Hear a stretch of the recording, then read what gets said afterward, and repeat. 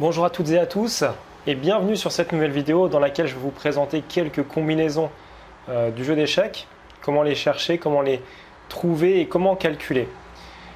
Alors, c'est pas forcément des combinaisons qui sont faciles parce que quand je coach des élèves avec ça, je me rends compte qu'il y a beaucoup de difficultés à comprendre ce type de position, donc je vais essayer d'être le plus clair possible. Donc cette première position est vraiment intéressante parce que ici, on a plusieurs menaces dont disposent en fait les blancs et le trait étant au noir, donc les noirs doivent trouver un coup en fait pour sauver la partie. Donc pour ceux qui veulent chercher d'eux-mêmes, vous pouvez mettre pause et essayer de trouver le coup peut-être le plus intéressant pour les noirs de façon à parer toutes les menaces blanches. Donc déjà, il va falloir essayer de trouver quelles sont les menaces des blancs.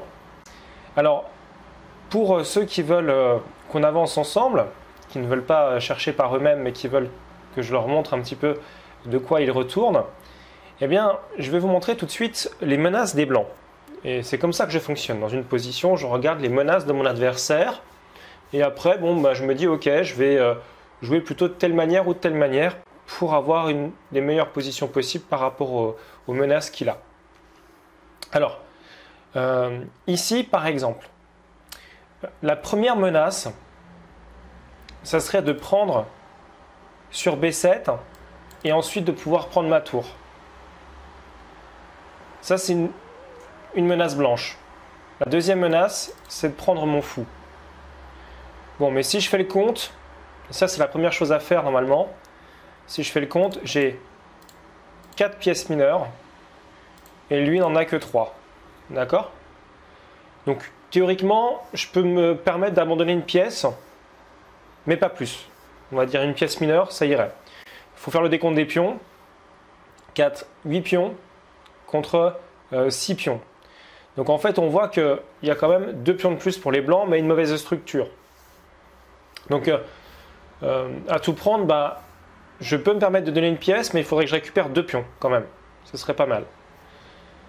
Alors, on va voir tout de suite le plus simple, c'est-à-dire empêcher finalement la menace de prise sur B7 tout en sauvant le fou. Donc, on va regarder ensemble le coup fou E4 qui peut sembler pertinent puisqu'il répond à 2 exigences. On verra que c'est pas forcément aussi simple et qu'il faut aller plus loin dans l'analyse. Et là, de 2 choses l'une, donc soit pousser, je vais faire exprès de ne pas donner la troisième solution. Pour les plus forts d'entre vous, vous avez dû la trouver, c'est normal, c'est très bien, mais je veux me mettre au niveau de tout le monde. Donc fou E4, donc attaque le pion, les blancs peuvent soit pousser, soit prendre, les 2 coups sont possibles. Bon, s'il y a prise, le fou reprend. On s'en sort sans trop de problèmes, ça va, ça tient. Et si poussé, tout simplement cavalier C6 et on s'en sort pareil, sans trop de problèmes. D'accord? Maintenant, je vais essayer de voir si après fou E4, il n'y a pas des coups plus puissants qui puissent exister.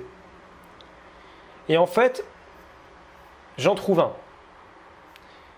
C'est une menace. Alors c'est un thème qui est connu, c'est tout pion qui attaque un cavalier sur la 7e ou sur la 2e, réciproquement, va à dame. Si la case de promotion du pion n'est pas contrôlée par une autre pièce que le cavalier. Donc il va à dame. Donc là, c'est-à-dire qu'en fait, tour prend A7 serait une excellente réponse. Puisque maintenant, la tour est attaquée. Il y a un problème sur A8. Et puis le deuxième souci, c'est que il peut y avoir tout simplement, vous allez le voir, donc la poussée sur C7 qui peut arriver. Donc c'est simple, soit les noirs font tour prend et ils se prennent C7 et on va voir à quel point c'est grave, soit ils essaient de faire autrement, cavalier prend par exemple, mais ils vont perdre la tour. Donc voyons voir déjà ce qui se passe après tour prend. Donc on a dévié la tour qui protégeait le cavalier. Vous allez comprendre pourquoi c'est si important. On l'a dévié de la 8e rangée, cette tour. Et du coup, maintenant, le coup C7 est super fort. Puisque cette fois-ci, il y a 2 menaces. Menace de prendre le cavalier en faisant dame, échec. et menace de faire directement pousser du pion, promotion en dame, échec aussi. Et c'est même mat. Donc on a un vrai problème ici, c'est bien évidemment celui de cette déviation des blancs qui vont sacrifier une tour pour ensuite faire dame. Et c'est difficilement parable puisque de toute façon après voilà, même si on sort, je montre juste au niveau matériel, hein, sans rentrer dans les détails. Voilà, si on compte au niveau matériel, on voit que les blancs ont 3 pièces mineures, les noirs ont 4 pièces mineures, les noirs ont 2 tours mais les blancs ont une dame. Donc il y a un avantage matériel pour les blancs, au niveau déjà matériel, mais en plus au niveau positionnel dans cette configuration. Donc il y a plus de pions, une qualité, et puis tout simplement une possibilité d'attaque qui peut arriver par exemple avec cavalier E5, le pion qui pousse, le fou qui vient, ou ici, enfin peu importe, il y a vraiment des possibilités d'attaque qui vont arriver dans cette configuration. On peut voir cavalier E5 pour menacer des choses sur cette diagonale ou pour faire cavalier prend F7, force en roi prend, dame prend D8.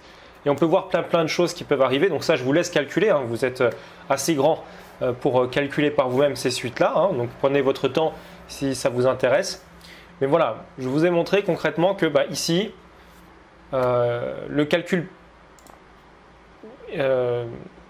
intrinsèque, à savoir fou E4, et on parle de menaces, ne suffit pas, puisqu'il y a une déviation qui peut arriver et qui peut permettre donc de prendre, d'aspirer, on va dire, la tour et de pouvoir faire C7 pour après attaquer directement avec le pion. Alors du coup, on peut voir aussi le coup fou F5 qui permet de sauver quand même le fou. Maintenant qu'on a vu ça, le problème de fou F5 évidemment, c'est que il y a juste pion prend. Et derrière, voilà, on va perdre beaucoup de matériel. Fou ici, pion prend, fou prend, tour prend. Et on a une position archi perdante. Alors peut-être fou C6, cavalier E5, etc. Ça va vraiment être compliqué de jouer ça pour les noirs. Concrètement, ils sont largement perdants en termes de position. Il y a les pions qui vont passer. Alors admettons qu'on prenne fou prend pour vraiment simplifier les débats. Voilà, là il y aurait par exemple 2 menaces, ici et ici, mais je le fais simplement pour compter le matériel, donc 2 tours, donc 10 points, 13, 16 points.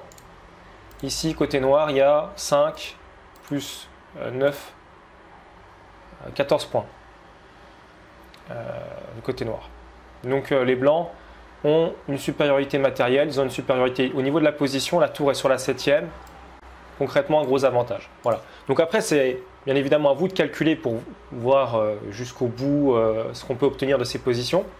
Mais c'est déjà pour vous apprendre comment bien tout simplement on fait pour à partir d'une position émettre un jugement sur cette position et tout simplement valider une décision par rapport aux éléments qu'on a pris en compte déjà d'un point de vue positionnel, menace, et puis par rapport à ce qu'on aura calculé.